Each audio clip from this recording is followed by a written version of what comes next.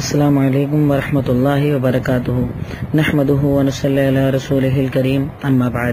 الحمدللہ کل ہم لوگوں نے 90 پارے کی تلاوت کو سنا اور اس کی تشریح میں نے رکھی آپ کے سامنے۔ آج 10واں پارہ اللہ کا بے پناہ احسان و کرم ہے، قرآن کے تیسرے حصوں میں سے آج ایک حصہ ہمارے سامنے تلاوت میں مکمل ہوا۔ جیسا کہ میں کل آپ کو بتا رہا تھا کہ کل میں نے آپ کے سامنے جو سورہ انفال کا حصہ پڑھا اس میں اللہ رب العالمین نے غزوہ بدر کا ذکر کیا ہے، اسلام کی پہلی جنگ۔ آج کے پارے کی ابتدا میں اللہ رب العالمین اسی جنگ کے تعلق سے ایک بات کو ذکر کرتا ہے آیت نمبر 43 کے اندر، اذ یریکہم اللہ فی منامک قلیلا ولو اراکہم کثیرا لفشلتم ولتنازعتم فی الامر۔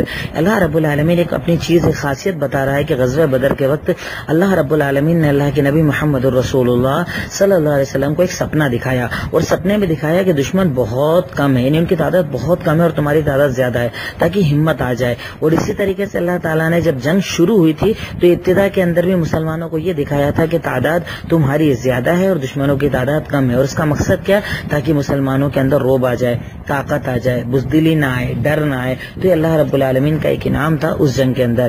اسی جنگ کا ایک واقعہ بتاتے ہوئے اللہ رب العالمین ہمیں ایک چیز ارشاد فرما رہا ہے آیت نمبر 46 کے اندر، وَأَطِيعُوا اللَّهَ وَرَسُولَهُ وَلَا تَنَازَعُوا فَتَفْشَلُوا وَتَذْهَبَ رِيحُكُمْ وَاصْبِرُوا إِنَّ اللَّهَ مَعَ الصَّابِرِينَ۔ اللہ رب العالمین ہمیں حکم دیتا ہے کہ اے ایمان والو، اللہ اور اس کے رسول کی اطاعت اور فرمانبرداری کرو، یعنی قرآن کو اپنا دستور بنا لو، حدیثوں کو اپنا دستور بنا لو، اسی پر عمل کرنا اپنی زندگی بنا لو، اور کیا مت کرو، ولا تنازعوا، آپس میں اختلافات مت کرو، جھگڑے لڑائی مت کرو۔ اگر تم جھگڑے لڑائی کرو گے، یعنی دیکھیے اللہ تعالی ہمیں یہاں پر اتحاد کا حل بتا رہا ہے کہ اتحاد کیسے ہوگا، تو اتحاد ہوگا اللہ اور اس کے رسول کی باتوں پر، یعنی قرآن کو دستور مان لیا جائے اور حدیث کو دستور مان لیا جائے تو انشاءاللہ اتحاد ہو جائے گا۔ اختلافات مت کرو، جھگڑے لڑائی مت کرو۔ اگر تنازع کرو گے، جھگڑے کرو گے، اطاعت سے دور بھاگو گے تو کیا ہوگا، فتفشلوا، تم بزدل ہو جاؤ گے، وتذهب ريحكم، تمہاری ہوا اکھڑ جائے گی، واصبروا، اور صبر کرو، ان اللہ مع الصابرین، یقینا اللہ تعالی صبر کرنے والوں کے ساتھ ہے۔ تو یقیناً یہ ہمارے اختلافات ہی کا نتیجہ ہے کہ آج ہم بزدل ہیں، ہماری طاقت نہیں، ہمارا روب نہیں، یہ سب ہماری بزدلی کا نتیجہ ہے۔ اب اللہ رب العالمین غزوہ بدر کی خاصیت اور بتاتا ہے کہ جب کفار مکہ جنگ کرنے کے لیے مکہ سے نکل رہے تھے تو انہیں قبیلے سے ڈر تھا، بنو بکر جس کا نام تھا، یعنی ان کے پاس میں قبیلہ رہا کرتا تھا، تو انہیں ڈر تھا کہ کہیں ایسا نہ ہو کہ ہم لوگ جنگ کرنے جائیں تو پیچھے سے ہمارے بیوی بچوں پہ حملہ کر دیں۔ تو شیطان جو کہ انسان کا، مسلمانوں کا کھلا ہوا دشمن ہے، ہمیشہ مسلمانوں کے خلاف کھڑا رہا ہے، تو اس نے کیا کیا کہ وہ سراقہ بن مالک کی شکل کے اندر آیا، یعنی بنو بکر کے جو سردار تھے ان کی شکل میں آیا اور بولا کہ چلو میں خود تمہارے ساتھ چلتا ہوں، کوئی ڈرنے والی بات نہیں۔ اللہ تعالیٰ نے اس پورے واقعے کو آیت نمبر 47 اور 48 کے اندر بیان کیا کہ وَلَا تَكُونُوا كَالَّذِينَ خَرَجُوا مِن دِيَارِهِمْ بَطَرًا وَرِئَاءَ النَّاسِ وَيَصُدُّونَ عَن سَبِيلِ اللَّهِ وَاللَّهُ بِمَا يَعْمَلُونَ مُحِيطٌ۔ تم ان لوگوں کی طرح نہ ہو جاؤ جو اپنے گھروں سے اکڑتے ہوئے نکلے تھے، گھمنڈ کرتے ہوئے نکلتے، ریاکاری کرتے ہوئے نکلے تھے، اور لوگوں کو اللہ کے راستے سے روک رہے تھے، اور یقینا اللہ تعالیٰ وہ جو عمل کر رہے تھے اللہ تعالیٰ اس کا احاطہ کرنے والا اور اس کو جاننے والا ہے۔ یعنی اللہ تعالیٰ کفار مکہ کے بارے میں بتا رہا ہے کہ جب وہ لوگ مکہ سے نکلے تھے بڑا غرور، گھمنڈ، تکبر کر کے نکلے تھے، تو مومنوں کو کہہ رہا ہے کہ تم کبھی غرور مت کرنا، تکبر مت کرنا، تعداد کم ہو زیادہ ہو کچھ بھی ہو، تکبر سے کام مت لینا۔ اس کے آگے اللہ تعالیٰ کہتا ہے وَإِذْ زَيَّنَ لَهُمُ الشَّيْطَانُ أَعْمَالَهُمْ، کہ جب شیطان نے ان کے سامنے اعمال کو مزین کر دیا تھا اور کہا تھا کہ آج تم سے کوئی جیت نہیں سکتا، یعنی تمہاری تعداد اتنی زیادہ ہے، چلو میں تمہارے ساتھ چلوں گا، سراقہ بن مالک کی شکل میں آیا۔ اور لیکن ہوا کیا، جب جنگ شروع ہوئی تو جیسے اس نے دیکھا کہ آسمان سے فرشتے اترنا شروع ہوئے اور شیطان کو دکھ گیا، تو کیا کہا، جیسا فلما تراءت الفئتان، جیسے اس نے دونوں جماعتوں کو دیکھا تو اپنے پیٹ پھیر کر بھاگنے لگا، اور کیا کہا، چلاتے ہوئے انی بری منکم، میں تم سے بری ہوں، کیونکہ میں جو دیکھ رہا ہوں وہ تم نہیں دیکھ رہا، مجھے اللہ کا ڈر لگتا ہے، اللہ بہت سخت پکڑ کرنے والا ہے۔ تو اللہ تعالیٰ نے بتایا کہ شیطان ہمیشہ ایسے ہی کرتا ہے کہ گناہ کرنے تک تو ہمارے ساتھ رہتا ہے، بڑا اچھا لگاتا ہے، مزہ آتا ہے، صاحب پکچر دیکھنے میں کیا دقت ہے، تھیٹر جانے میں کیا دقت ہے، شراب نوشی میں کیا دقت ہے، زناکاری میں کیا دقت ہے، بیاج میں کیا دقت ہے، جب تک کرنا شروع کرتے تب تک تو بڑا اچھا بتاتا ہے، اور جب کر لیتے ہیں تب دل میں ندامت، ڈر، خوف، کیونکہ شیطان بھاگ جاتا ہے۔ تو اللہ تعالیٰ یہی چیز اس کے بارے میں بتا رہا ہے۔ اس کے بعد اللہ رب العالمین نے غزوہ بدر کے کچھ اور واقعات کو یہاں پر ذکر کیا، کچھ چیزوں کو ارشاد فرمایا۔ اسی بیچ میں اللہ تعالیٰ ایک بات ہم مومنوں کو کہتا ہے، وَأَعِدُّوا لَهُم مَّا اسْتَطَعْتُم مِّن قُوَّةٍ وَمِن رِّبَاطِ الْخَيْلِ، اے مومنوں اپنے آپ کو تیار کرو طاقت کے ذریعے، قوت کے ذریعے اور گھڑ سواری کے ذریعے. یعنی اللہ تعالیٰ مومنوں کو یہ کہہ رہا ہے کہ اللہ تعالیٰ مومنوں کو کمزور پسند نہیں کرتا.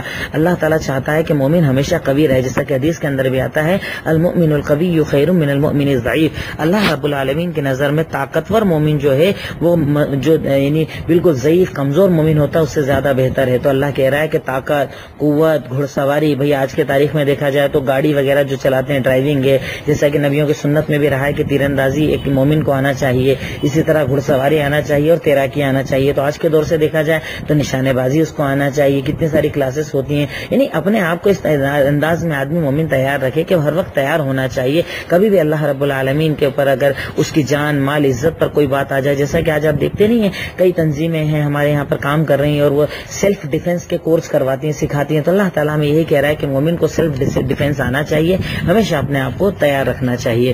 اب اللہ رب العالمین اس کی بات کے آیتوں کے اندر کچھ واقعات کو بیان کرتا ہے، ان چیزوں کو بیان کرتا ہے کہ کیسے جنگ ہوئی، جنگ میں اللہ تعالیٰ نے کیسے کیسے مومنوں کو صبر دلوایا، یقین دلوایا کہ اللہ کی ذات پر یقین رکھو، اللہ تعالیٰ تمہاری مدد کرنے والا ہے. ان تمام چیزوں کا اللہ تعالیٰ نے ذکر کیا.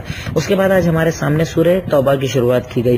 وہ سورت جس میں بسم اللہ نہیں ہے کیونکہ اس کے اندر جہاد کی آیتیں ہیں، قتال کی آیتیں ہیں، منافقین کے بارے میں بہت ساری تفصیلیں بتائی گئی ہے. یہ منافقوں کا عمل ہوتا کیا ہے وہ بتایا گیا ہے. اسی کے ساتھ ساتھ اللہ رب العالمین نے کچھ صحابہ کرام جو 3 جن سے غلطیاں ہوئی تھیں ان کا واقعہ میں انشاءاللہ کل بتاؤں گا. تو ان سے جو غلطی ہوئی تھی ان کی توبہ وغیرہ کا بھی ذکر اسی سورت کے اندر اللہ رب العالمین نے کیا ہے. اللہ رب العالمین سورت کی ابتدا کے اندر جہاد کے احکامات کو بیان کرتا ہے کہ تم لوگ کہ جب جان، مال، عزت پر بات آ جائے تو ایک مومن کو جہاد کرنا ہے اسلام کے لیے، اعلاء کلمت اللہ کے لیے. اسی طریقے سے جہاد کے احکامات اللہ تعالیٰ نے بتایا کہ اگر کسی سے تمہارا عہد و پیمان ہے کہ تم اس سے نہیں لڑو گے تو اس کے حقوق کا خیال رکھو، حقوق کی پابندی کرو، اس کے ساتھ کبھی ظلم نہ کرو، اس سے اچھا سلوک کرو. لیکن کوئی اگر بدعہدی کرتا ہے تو اس کا انجام کیا ہوگا، اس کو کیا سزا دی جائے گی. اللہ رب العالمین نے ان تمام چیزوں کا ابتدا کے اندر ذکر کیا. اس کے بعد اللہ تعالیٰ ایک آیت ارشاد فرماتا ہے، آیت نمبر 18 کے اندر اللہ تعالیٰ نے ارشاد فرمایا انما يعمر مساجد الله من آمن بالله واليوم الاخر واقام الصلاة وآتى الزكاة ولم يخش الا الله فعسى اولئك ان يكونوا من المهتدين. پہلے اللہ تعالیٰ کہتا ہے کہ مشرکوں کو یہ چیز نہیں ہے کہ مشرک اللہ کی مسجدوں کو یعنی آباد کریں گے یا مشرک مسجدوں کا کام کریں گے، ایسا نہیں. اللہ تعالیٰ کہتا ہے، اللہ تعالیٰ بتا رہا ہے کہ مسجدوں کو آباد کون کریں گے، مسجد بنائے گا کون، بنانے کے بعد اس کو آباد کون کرے گا. تو اللہ تعالیٰ ان کی شرطیں بتا رہا ہے کہ اللہ تعالیٰ کے گھر مسجدوں کو آباد وہ لوگ کرتے ہیں جو اللہ پر ایمان لاتے ہیں، آخرت کے دن پر ایمان لاتے ہیں، نمازوں کو قائم کرتے ہیں، زکوٰۃ کو ادا کرتے ہیں اور اللہ کے سوا کسی سے نہیں ڈرتے ہیں. فعسى اولئک ان یکونوا من المہتدین.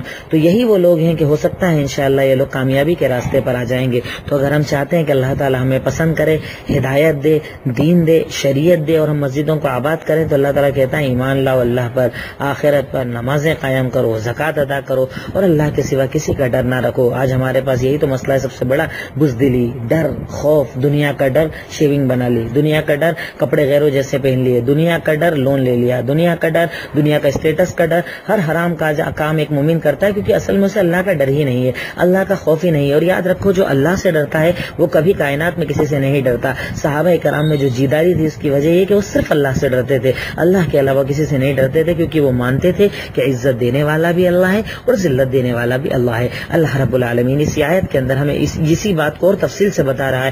آیت نمبر 24 کے اندر اللہ تعالیٰ نے ارشاد فرمایا، کہہ دیجئے محمد رسول اللہ صلی اللہ علیہ وسلم، قل ان کان آباؤکم وابناؤکم واخوانکم وازواجکم وعشیرتکم واموال اقترفتموها وتجارۃ تخشون کسادها ومساکن ترضونها احب الیکم من اللہ ورسولہ وجہاد فی سبیلہ وتربصوا حتی یأتی اللہ بامرہ واللہ لا یہدی القوم الفاسقین. اللہ تعالی ہمیں یہاں پر یہ بتا رہا ہے کہ کہہ دیجئے محمد رسول اللہ صلی اللہ علیہ وسلم، اگر تم لوگوں کو تمہارے باپ، تمہارے بیٹے، تمہارے بھائی، تمہاری بیویاں، تمہارے رشتہ دار، تمہارا وہ مال جس سے تم کماتے ہو، تمہارا وہ بزنس جس کے برباد ہونے سے تم ڈرتے ہو، تمہارے وہ بنگلے جس میں تم رہنا پسند کرتے ہو. یعنی اللہ تعالیٰ نے دنیا کے سارے رشتے، ساری محبتوں کو ایک ساتھ ذکر کر دیا. باپ، بیٹا، بھائی، بیوی، بچے، خاندان، رشتہ دار، دولت، مال، بنگلہ، بزنس، سب کچھ اللہ تعالیٰ نے کہا کہ ان سب کو ایک پلڑے میں ترازو کے رکھ دو، اور دوسری طرف کس کو رکھو؟ اللہ کو، اس کے رسول کی محبت کو، اللہ کے راستے میں قتال کی محبت کو. یعنی جب موقع پڑے تو اللہ کے راستے میں قتال بھی ہو، اللہ اور اس کے رسول سے محبت ہو، ان دونوں سے زیادہ کسی سے محبت نہ ہو. جب اللہ کا فرمان آ جائے تو اس کے سامنے چاہے باپ بھی ہو نہ مانی جائے، بیٹا ہو نہ مانی جائے. اسی طرح اللہ کے نبی کا فرمان آ جائے تو دنیا کے سارے رشتوں کے آگے ان کو بڑھایا جائے، اگر دل کے اندر ایمان ہے تو. اگر نہیں ہے تو اللہ تعالیٰ کہتا ہے کہ اللہ تعالیٰ فاسقوں کو ہدایت نہیں دیتا ہے. اس سے پتہ چلتا ہے کہ ایک مومن کو اپنی زندگی کے اندر ہمیشہ اللہ اور اس کے رسول کے فرمان کو سب سے اوپر رکھنا چاہیے. آج ہمارے یہاں ہوتا ہے، ایک صاحب ہیں، داڑھی والے ہیں، نمازی ہیں، انہیں پتا ہے ڈی جے بجانا حرام ہے، لیکن شادی میں ڈی جے چلتا ہے. کیوں؟ مولانا ابا نہیں مانتے، امی کے ارمان ہے، پھپھوں کے ارمان ہے، خاندان والوں کے ارمان ہے. تو ایسے ارمان کو پورے کرنے والا کبھی مسلمان نہیں ہوتا. مسلمان وہ کہ جس کے لیے سب سے پہلی رضا اللہ اور اس کے نبی کی ہونا چاہیے. میرا نکاح وہ جو میرے نبی پسند کرتے ہیں، میرا گھر رہنے کا طریقہ وہ جو میرے نبی پسند کرتے ہیں، میرا چہرہ وہ جو میرے نبی پسند کرتے ہیں، میرا کھانا پینا اٹھنا بیٹھنا زندگی کا ہر معمول وہ جسے میرا رب اور میرے نبی پسند کرتے ہیں. اب ان کے مقابلے میں دنیا کا کوئی بھی آ جائے میں ان کی بات نہیں مانوں گا. اسی لیے تو اللہ کے نبی نے ہمیں ارشاد فرمایا، لا طاعت لمخلوق فی معصیۃ الخالق. کسی بھی مخلوق کی اطاعت، یعنی اللہ نے جتنی مخلوقات کو بنایا ہے اللہ کو ناراض کر کے ان کی اطاعت نہیں کی جائے گی. اللہ ہمیں اس کی توفیق عطا فرمائے. اس کے بعد اللہ تعالیٰ نے اس سورت کے اندر کچھ منافقین کے احکامات کو بتایا، کیونکہ یہ غزوہ تبوک کا پورا واقعہ ہے سن 9 ہجری کے اندر ہوا تھا، جب بہت شدت کی گرمی تھی، مسلمان بہت زیادہ پریشان تھے. تو اللہ رب العالمین نے منافقین کی کچھ خصلتوں کا ذکر کیا کہ کیسے وہ لوگ جنگ سے دور بھاگتے تھے. اب اللہ تعالیٰ یہاں پر ایک آیت کے اندر ہمیں ایک اور چیز ارشاد فرما رہا ہے، یہود و نصارہ کے بارے میں بتا رہا ہے. آیت نمبر 31 کے اندر کہ ان لوگوں کی ایک برائی کیا تھی، اتخذوا احبارهم ورهبانهم اربابا من دون اللہ، کہ ان لوگوں نے اپنے عالموں کو، اپنے درویشوں کو اللہ کو چھوڑ کر رب بنا لیا تھا. اللہ اکبر، ان کو رب بنا لیا تھا. اچھا، اب رب بنانے کا مطلب یہ نہیں تھا کہ عبادت کرتے تھے، سجدے کرتے تھے، نہیں. حضرت عدی بن حاتم ترمذی کی روایت ہے، وہ جب یہ آیت پڑھی سنی تو انہوں نے کہا، اے اللہ کے نبی ایسا نہیں تھا، ہم ان کی عبادت نہیں کرتے تھے، ہم تو ان کو صرف عالم مانتے تھے. کہا عالم تو مانتے تھے، لیکن بتاؤ اگر وہ کہتے تھے حلال مانتے تھے؟ کہا ہاں. اگر وہ کہتے تھے حرام مانتے تھے؟ ہاں. اگر اللہ نے کچھ حلال کیا اور وہ حرام بول دیں؟ بولے ہم مانتے تھے. اگر اللہ نے کچھ حلال کیا اور وہ حرام بول دے تو ہم عالموں کی مانتے تھے. یعنی عالم کے سامنے ہم نہ اللہ کی مانتے تھے نہ اللہ کے نبی کی. تو کہا یہی تو عبادت کرنا ہے، یہی تو عبادت ہے. ذالک تلک عبادتہم ایہم، یہی تو ان کی عبادت کرنا ہے کہ دنیا میں تم کسی بھی انسان کی بات اللہ اور اس کے نبی کے آگے اگر مانو گے تو مطلب تم اس کی عبادت کرتے ہو، اور اللہ نے اسے حرام قرار دیا ہے. پھر اللہ تعالیٰ آیا اس کے بعد خرچ کرنے کے بارے میں کہ ہمیں خرچ کرنا چاہیے، خاص طور سے زکوٰۃ کو ادا کرنا چاہیے، صدقات کو ادا کرنا چاہیے. جو فرض ہے وہ بھی دو، اس کے علاوہ نفلی صدقہ و خیرات کرو، غریبوں کی مدد کرو. کیوں؟ اللہ تعالیٰ کہتا ہے، اللہ تعالیٰ آیت نمبر 34 کے اندر ارشاد فرماتا ہے، والذین ینکزون الذهب والفضة ولا ينفقونها فی سبیل اللہ فبشرهم بعذاب علیم. وہی لوگ جو لوگ سونے اور چاندی کو ڈھیر لگا کر خزانہ بناتے ہیں اور اسے اللہ کے راستے میں خرچ نہیں کرتے، اے محمد رسول اللہ صلی اللہ علیہ وسلم انہیں عذاب علیم، یعنی دردناک عذاب کی خوشخبری دے دو. کیا عذاب ہوگا؟ یوم یحمى علیہا، ان کا یہی مال، یہی دولت، یہی زیورات اللہ تعالیٰ گرم کروائے گا. گرم کرنے کے بعد ان کی پیشانی پر چپکایا جائے گا، ان کے پہلو پر چپکایا جائے گا، ان کی پیٹھوں پر اس کو چپکایا جائے گا. یعنی اللہ تعالیٰ داغے گا اس کے ذریعے. اور کیا کہے گا؟ یہی وہ سونا ہے نا جو تم جمع کرتے تھے، یہی زیورات تم لوگ جمع کرتے تھے، تو چکھو آج عذاب جو تم نے اللہ تعالیٰ کے راستے میں خرچ نہیں کیا. تو ایک مومن کو رمضان آئے تب بھی اور غیر رمضان میں بھی اللہ تعالیٰ کے راستے میں خوب خرچ کرنا چاہیے، خوب عطا کرنا چاہیے، خوب لوگوں کی مدد کرنا چاہیے. اب اللہ تعالیٰ اس کے بعد جیسا میں بتا رہا تھا کہ غزوہ تبوک میں بڑی شدت کی گرمی تھی، تو کچھ مومن پیچھے ہٹ گئے جنگ میں جانے سے، اسی طرح منافق پیچھے ہٹ گئے. تو اللہ تعالیٰ بڑی وعید والا ایک جملہ کہتا ہے کہ الا تنفروا يعذبكم اللہ، اگر تم اللہ کے نبی کے حکم کے بعد بھی نہیں نکلو گے اللہ تمہیں دردناک عذاب دے گا اور تم کو مٹا کر نئی قوم لائے گا، اور اللہ تعالیٰ کو تم کوئی تکلیف نہیں پہنچا سکتے کیونکہ اللہ تعالیٰ ہر چیز پر قدرت رکھنے والا ہے. اس کے بعد اللہ تعالیٰ اللہ کے نبی کے اس واقعے کو ذکر کرتا ہے کہ جب آپ مکہ سے ہجرت کر کے نکلے تھے، 2 لوگ تھے غار میں چھپے تھے، ڈر رہے تھے. حضرت ابوبکر کہہ رہے تھے کہ اللہ کے نبی اگر یہ بھی نیچے دیکھیں گے ہم کو پکڑ لیں گے. تب اللہ تعالیٰ بتا رہا ہے کہ الا تنصروه فقد نصره اللہ، اگر تم اللہ کے نبی کی مدد نہیں کرو گے تو یقیناً اللہ نے تو اپنے نبی کی مدد اس وقت بھی کی تھی جب مکہ والوں نے ان کو نکال دیا تھا. ثانی اثنین آیت نمبر 40، جب وہ صرف 2 تھے، جب وہ لوگ غار کے اندر تھے، جب ابوبکر ان سے کہہ رہے تھے کہ ارے اگر وہ ہمیں دیکھ لیں گے پکڑ لیں گے، تو اللہ کے نبی نے کیا کہا؟ لا تحزن ان اللہ معنا، ڈرو مت اللہ ہمارے ساتھ ہے. اللہ اکبر، کیا شان تھی ہمارے نبی کی کہ اللہ نے کہا کہ میں تمہارے ساتھ ہوں. جب پکا مومن ہو، ایمان پکا ہو، تو اللہ رب العالمین اس کی مدد کرتا ہے، اور ایسا لشکر بھیجا جس کو تم دیکھ نہیں رہے تھے. واقعی اللہ تعالیٰ کی مدد اپنے مومن بندوں کے ساتھ آتی ہے. اس کے بعد اللہ تعالیٰ نے منافقوں کی کچھ خصلتوں کا ذکر کیا کہ نماز پڑھتے ہیں سستی کرتے ہوئے، اللہ کے راستے میں خرچ نہیں کرتے ہیں، خود بھی دین کا کام نہیں کرتے اور کرنے والوں کو بھی تکلیف دیتے ہیں، پریشان کرتے ہیں، ان کے حوصلوں کو پست کرتے ہیں، انہیں تکلیف دیتے ہیں. اللہ رب العالمین نے ان تمام چیزوں کو ذکر کیا. اس کے بعد اللہ رب العالمین نے زکوٰۃ کے مصارف بتایا ہے نمبر 60 کے اندر کہ زکوٰۃ کن لوگوں کو دینا چاہیے. تو اللہ تعالیٰ کہتا ہے انما الصدقات للفقراء والمساکین. زکوٰۃ کے مستحق کون ہیں؟ فقیر لوگ، مسکین لوگ.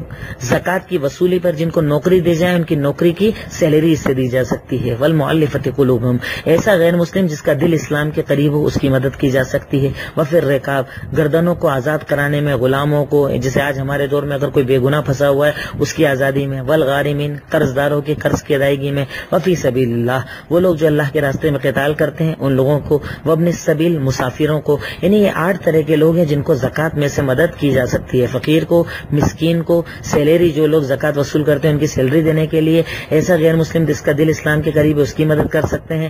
گردن آزاد کروا سکتے ہیں. قرض داروں کی مدد کر سکتے ہیں. اللہ کے راستے میں قتال کرنے والوں کی مدد کر سکتے ہیں. اسی طریقے سے جو مسافرین ہوتے ہیں ان کی مدد میں زکوٰۃ کو استعمال کیا جا سکتا ہے. اللہ رب العالمین نے اس کا حکم دیا ہے. اس کے بعد پھر اللہ تعالیٰ آیا تو منافقین کے بارے میں 67 نمبر 68 نمبر 69 نمبر ان آیتوں کے اندر اللہ رب العالمین نے منافقین کا ذکر کیا، منافقوں کی خصلتوں کے بارے میں بتایا. تو اس کے بعد ان کے ذکر کے بعد اللہ تعالیٰ آتا ہے مومنوں کے ذکر کی طرف. آیت نمبر 71 میں اللہ تعالیٰ کہتا ہے والمؤمنون والمؤمنات بعضهم اولیاء بعض. یقیناً مومن مرد اور مومن عورت آپس میں ایک دوسرے کے ولی ہوتے ہیں، دوست ہوتے ہیں، بھائی بہن ہوتے ہیں. کیا خاصیت ہے ان کی؟ کیا کرتے ہیں یہ لوگ؟ وہ سب معروف کا حکم دیتے ہیں، ایک دوسرے کو بھلائی کا حکم دیتے ہیں، برائی سے روکتے ہیں، نمازیں قائم کرتے ہیں، زکوٰۃ ادا کرتے ہیں اور اللہ اس کے رسول کی اطاعت کرتے ہیں. یہی وہ لوگ ہیں جن پر اللہ تعالیٰ رحم کرے گا. یہی یقیناً اللہ تعالیٰ عزیز ہے اور حکمت والا ہے. یعنی اللہ تعالیٰ مومنوں کی شان بتا رہا ہے کہ مومن کون. آج ہم لوگ دیکھیں ہم کیا مومن ہیں، ہماری کیا خاصیت ہے. کیا ابھی ہم کسی کو کہتے ہیں کہ بھائی نماز پڑھو، روزہ رکھو، زکوٰۃ دو، سچ بولو، جھوٹ مت بولو، بھلائی کا حکم دو، برائی سے روکو، وہ مومن ہوتا ہے. نمازیں قائم کرے، صرف رمضان میں نہیں کہ تراویح رمضان آئی ٹوپی دھلوا لی، کپڑے دھلوا لیے، بالکل پابندی سے نمازی بن گئے، رمضان کے جاتے نماز ختم. وہ والے نہیں، ریگولر نماز پڑھنے والے، زکوٰۃ ادا کرنے والے، اللہ اور اس کے رسول کی اطاعت کرنے والے کہ اللہ جو کہہ دے حلال وہ حلال، اللہ کے نبی جو کہہ دے حلال وہ حلال، جو کہہ دے حرام وہ حرام، ان کے حکم کے آگے جھکنے والا وہ اصل میں مومن ہے اور اسی کی اللہ تعالیٰ مدد کرنے والا ہے. پھر اس کے بعد اللہ رب العالمین نے منافقین کے بارے میں دوبارہ ذکر کیا. یہ کہا کہ غزوہ تبوک کے اندر جب مومن نکل گئے تو ان کے پیچھے جو منافق گھر میں رک گئے تھے، جنگ کرنے نہیں گئے تھے، بڑے خوش ہو رہے تھے کہ اچھا ہوا ہم لوگ نہیں گئے، گرمی بہت زیادہ ہے، پریشان ہو جاتے. تو اللہ تعالیٰ نے ان کے بارے میں بتایا. کل انشاءاللہ میں واقعہ آپ کے سامنے بتاؤں گا کہ 3 صحابہ کرام جو جنگ میں نہیں گئے تھے، اللہ تعالیٰ نے جن کی توبہ کے بارے میں سورت کو نازل کیا، اسی لیے سورت کو سورہ توبہ کہا جاتا ہے. اللہ تعالیٰ سے دعا ہے کہ اللہ تعالیٰ جیسے تو نے آج ان 10 پاروں کو مکمل کروایا، ہم نے ان کی تلاوت کو سنا اور کچھ ہلکی سی ٹوٹا پھوٹا جو میرا علم ہے، بار بار کہتا ہوں کہ دیکھیے اس تشریح کے اندر بہت ساری کمیاں ہو سکتی ہے، کمیاں ساری میری طرف سے ہے اور اچھائیاں جتنی ہیں وہ سب اللہ کی طرف سے ہے، کیونکہ میں بندہ ہوں، میں خود کم علم ہوں، میں نہیں جانتا میرا رب اس قرآن میں کیا کہنا چاہتا ہے، لیکن جتنا علم ہے میں نے سوچا آپ تک پہنچاؤں تاکہ آپ بھی قرآن کو سمجھ سکیں. قرآن کو سمجھ کر پڑھیے، پورے سال پوری زندگی اللہ تعالیٰ اس کتاب کو ہمارے لیے نور بنا دے اور ہمیں عمل کرنے کی توفیق عطا فرمائے. السلام علیکم ورحمۃ اللہ وبرکاتہ.